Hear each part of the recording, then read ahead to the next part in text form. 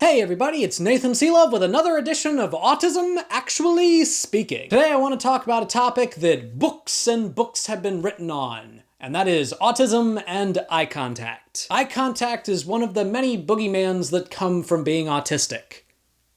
Boogeymans? Boogeymen? Boogeymen? It's one of the things I like about YouTube. I can just look into the camera and everybody thinks that I'm looking them in the eye. Anyway, the first thing that a lot of people think about when they think about autistics is a lack of eye contact. And this mainly comes from the fact that it's oftentimes harder for autistics to automatically pick up on social norms. In a lot of Western societies, eye contact is considered extremely important, and people that don't make eye contact with you are often considered not as trustworthy. Now, neurotypicals living in Western cultures often pick up on that pretty quickly, but autistics have a lot more trouble with it. And this can be difficult for several reasons. Lacking eye contact is considered an antisocial behavior. So a lot of neurotypicals see an autistic refusing to have eye contact with them and assume that they don't want to be talked to, or that they're rude, or that they're not trustworthy, or even that they're just not paying attention. For me, eye contact often does take a lot of energy, which means that if I'm in a very stressful situation, having eye contact with someone actually makes it harder for me to understand what they're saying. So sometimes I have to choose between having eye contact with them and not actually hearing what they're saying, or not having eye contact with them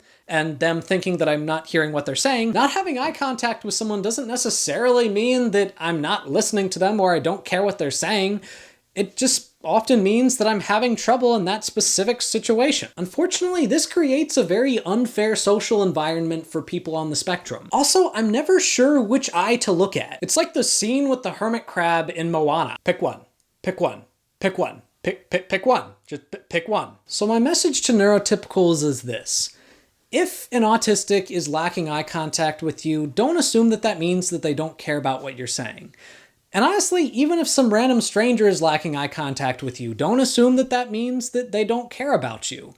It's very possible that that stranger might be on the spectrum. And for autistics, I got some tricks for you if you're uncomfortable with eye contact. One thing that I sometimes do is just look at people's nose. They will never know that I'm not actually looking them in the eye. One thing that Jess does is that she looks at their forehead. Again, they never know. And this helps to accommodate both parties in social situations.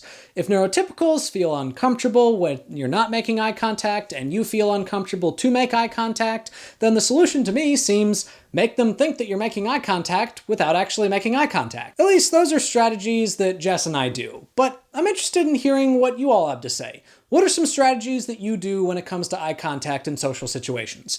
Leave a comment down below. Well, that's today's video. Thank you all for watching. If you liked this episode, please give it a like, a share, and if you haven't already, subscribe to the channel. Check out some of my other stuff, and if you're willing and able, support me on Patreon. In the meantime, if you have any questions or topics you'd like addressed, please leave them in the comments below, or message me on my Facebook, also linked below. And remember, if you're 24, and you still regularly wear a shirt that you got when you were a freshman in high school, you might be autistic.